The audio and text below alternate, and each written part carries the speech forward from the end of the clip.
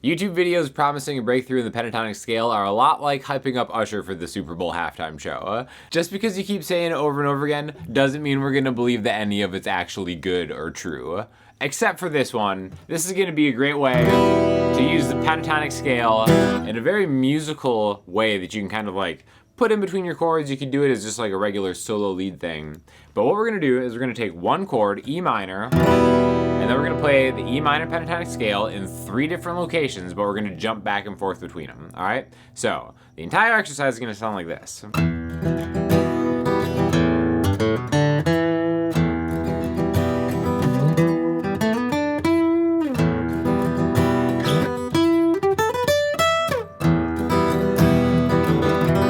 Okay, so we've got 3 different shapes and ideas going on at the same time. The notes in the E minor pentatonic scale you probably already know. E, G, A, B, D, and then E again, okay? So in open position that everybody already knows is open 3, open 2, open 2, open 2, open 3, open 3. Now I just want to focus on that first octave, essentially the first 5 notes. And then the octave, right? So E, G, A, B, D, E. Now you already know this chord, so we're gonna put a strumming pattern on it. 1, 2, and 3, and 4, 5, 6. Okay? We're doing it in 6 because everything sounds more musical and less like an exercise if you do it in 6 or do it in 3. 1, 2, and 3, and 4, 5, 6. Okay, see how we got that? Now it's not that everybody does. That's dumb. That's like every Usher song. Did not mean for this to be hating on Usher, but it's like, come on. Can people out there really name like 6 Usher songs? No, you can't do it. You can't do it. There are more notes in the pentatonic scale than there are songs that people know that Usher wrote. So, here are all 5 of them. We've got, you get that cool little hammer-on thing going on right there. So we're really emphasizing that first E. 1, 2, 3, 4, 5, 6. And just stay right here until you get this down. We're gonna do this in a bunch of different keys too, so get comfortable. I don't know why I'm saying it threateningly. It's something about just E minor. Makes me want to threaten you. Alright, so this is the first part. Now the next part is going to be a different position that is going to act more like maybe like a solo kind of starter. It looks like this. Now, same notes, but a different kind of technique to get into them. Alright, we're going to slide into that 7th fret on the A string, which is an E, okay? 2nd fret on the D string and the 7th fret on the A string. Same exact note, same pitch. We're sliding into it. And then we're getting this little shape right here. So slide in with your ring finger, then you go to the D string, 5, 7, 9, like that. You can even slide there. You can even do just one pick and a hammer-on slide. See how easy that is? Then I'm gonna go straight down the string to 7, G, 9, G. These are the same notes. E, G, A, B, D, E. It's a good thing just to practice back and forth, just between these. Now, even though it's the same as going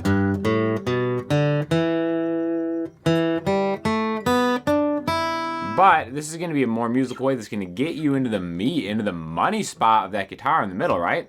So now we can alternate between them with the chord. 1, 2, 3, 4, 5, 6. 1,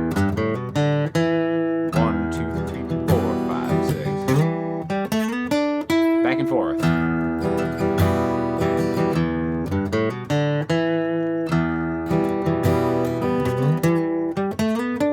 And the nice thing about E is you can hit that open E before your hand gets back there. All right. We're gonna take one final shape. We're gonna pick up where we left off, the 9th fret of the G string. But now let's make this the note that we're gonna go to. Okay. This is gonna be quite the journey into the higher register. Okay. So we've got 9, 12, 10, 12, 10, 12 on the G, B, and E strings. Okay. So same notes, but a different kind of way to get there. 1, 2, 3, 4, 5, 6. And again, you can get just like, I'm getting 2 picks, then maybe a hammer on, maybe I'm picking everything. I can just do it with my fingers. However you want to do it, but we're getting 3 different areas of the pentatonic scale, right? E minor.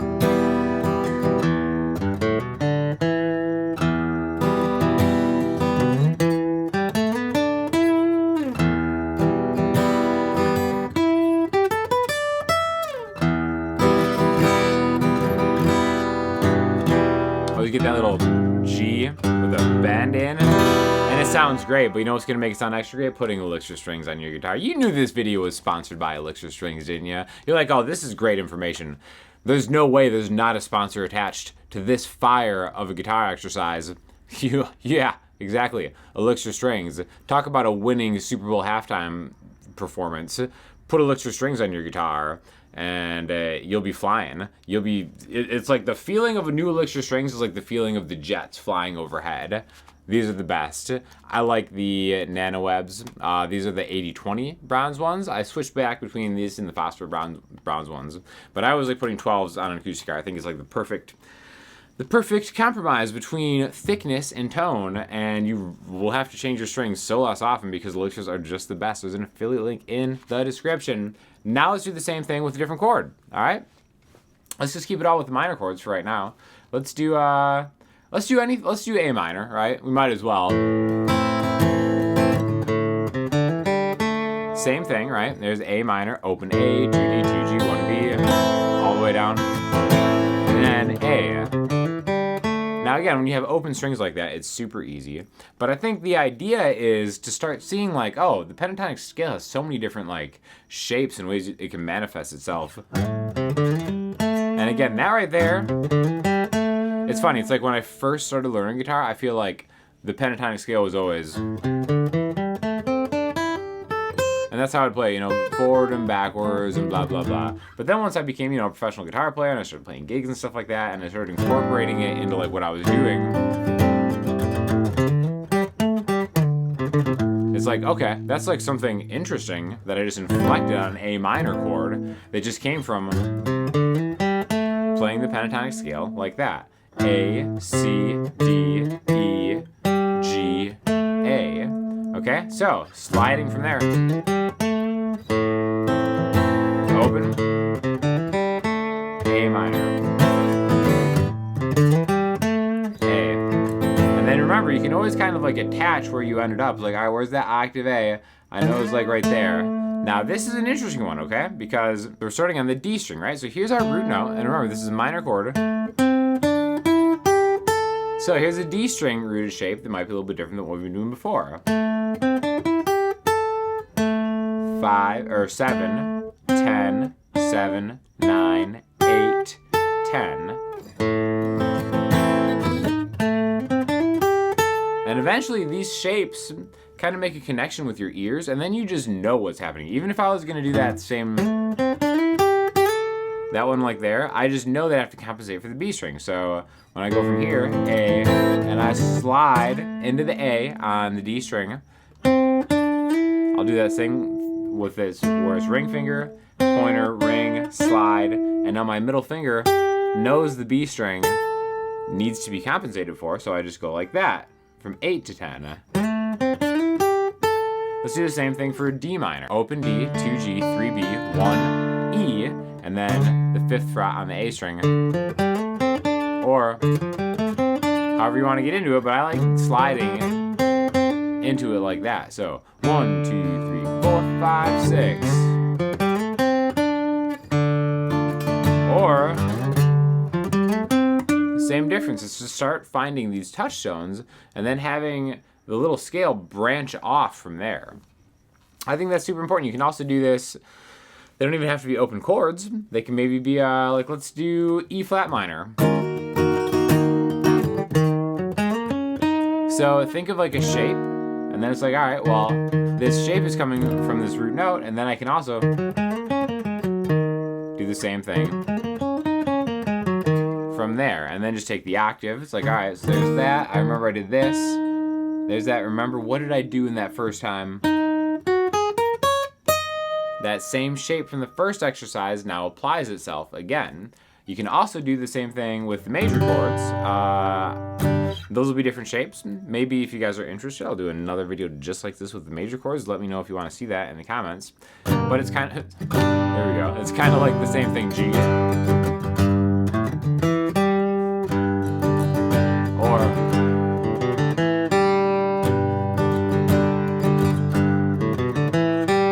same difference, right? So it's just learning where to start, and then taking the scale from there and then inflecting it in a way that you think sounds good. Okay, this is just one example. You know, you could go something like that. I'm just playing around in that scale, but because I've memorized one octave through each of these positions, now I have so many options of where to go instead of being like E minor pentatonic, forward and backwards, and blah, blah, blah, blah, blah. Sounds a little more musical. Sounds fantastic because you've got elixir strings on your guitar. Shout me out in the comments if you already have these on your guitar, just so I can see the real ones out there.